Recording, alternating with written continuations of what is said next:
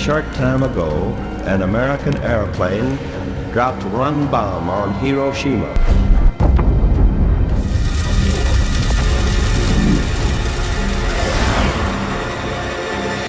পারমাণবিক বোমা তৈরি করতে দ্বিতীয় বিশ্বযুদ্ধের সময় যুক্তরাষ্ট্র যে প্রকল্প হাতে নিয়েছিল তার নাম ছিল ম্যানহাটান প্রজেক্ট।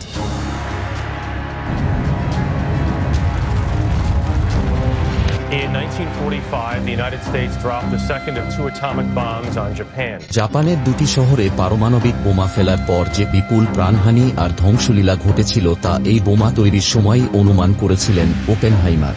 রবার্ট ওপেনহাইমার ছিলেন পারমাণবিক বোমা তৈরির প্রধান বিজ্ঞানী। Now I am become death, the destroyer of worlds.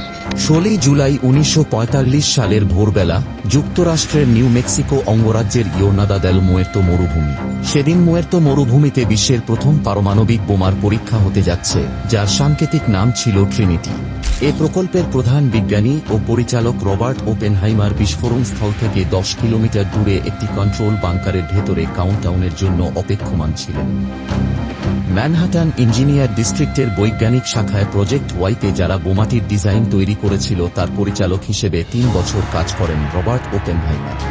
বিস্ফোরণের সময় থাকা একজন সামরিক কর্মকর্তা বর্ণনা করেন যে প্রচণ্ড বিস্ফোরণের আলো ঔজ্জ্বল্য সূর্যকেও ম্লান করে দিয়েছিল।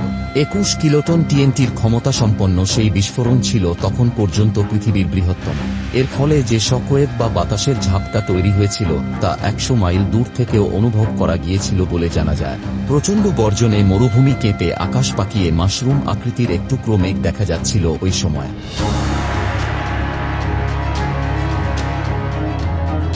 1945 সালের 6 আগস্ট জাপানি সময় সকাল 8:15 জাপানের হিরোশিমা শহরে প্রথম পারমাণবিক বোমা হামলা চালায় যুক্তরাষ্ট্র বিমান বাহিনী। হিরোশিমা শহরে যে বোমাটি ফেলা হয়েছিল মার্কিনিরা তার নাম দিয়েছিল লিটল বয়। বোমাটির শক্তি ছিল প্রায় 12 থেকে 15,000 টন টিএনটির বিস্ফোরণ ক্ষমতা সম্পন্ন। 2 কিলোমিটার এলাকার মধ্যে যত স্থাপনা ছিল সবই মাটির সাথে মিশে যায়। চোখের নিমিষে পুড়ে ছাই হয়ে যায় শহরের অধিকাংশ স্থান।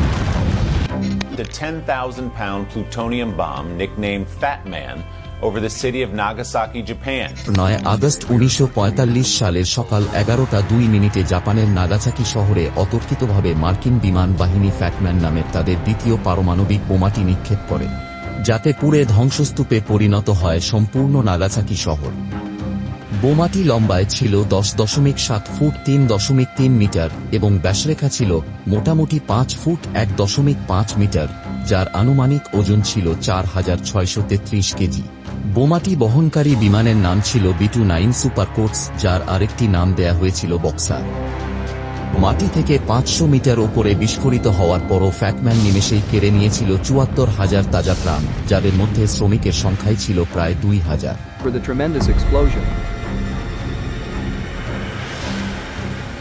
বিস্ফোরণের ফলে জাপানের হিরোশিমা ও নাগাসাকি জুড়ে ছড়িয়ে পড়েছিল তেজস্ক্রিয়তা, যা এখনও আবদ্ধ হয়ে রয়ে গিয়েছে সেখানে। 1950 সাল পর্যন্ত মৃতের সংখ্যা প্রায় 3.5 লাখে পৌঁছেছিল। হিরোশিমার লিটল বয় থেকেও নাগাসাকির এই বোমাটি ছিল বেশি ধ্বংসাত্মক। যদিও হিরোশিমার মতো বাণিজ্যিক এলাকায় না ফেলা হয় একটি উপত্যকায়, তবুও ক্ষতির পরিমাণ ছিল প্রায় একই রকম। মাটির সঙ্গে মিশে যায় বেশিরভাগ স্থাপনা। ধ্বংসযজ্ঞে পরিণত হয় হিরোশিমা আর নাগাসাকি নগরী। কান্না, আর্তনাদ, স্বজন হারানোর শোক অনেকটা কিংকর্তব্যবিমূখ করেছিল জাপানবাসীকে। পারমাণবিক বোমা বিস্ফোরণের ফলে হিরোশিমায় মারা যায় প্রায় 1,40,000 এবং নাগাসাকিতে মারা যায় প্রায় 74,000 মানুষ। পরবর্তী সময়ে এই দুই শহরে বোমার পার্শ্ব প্রতিক্রিয়া সৃষ্ট রোগে আক্রান্ত হয়ে মারা যায় আরও 2,14,000। জাপানের এক তথ্য মতে বোমার প্রতিক্রিয়ায় সৃষ্ট রোগসমূহের কারণে হিরোশিমায় 2,37,000 এবং নাগাসাকিতে 1,35,000 মানুষের মৃত্যু ঘটে।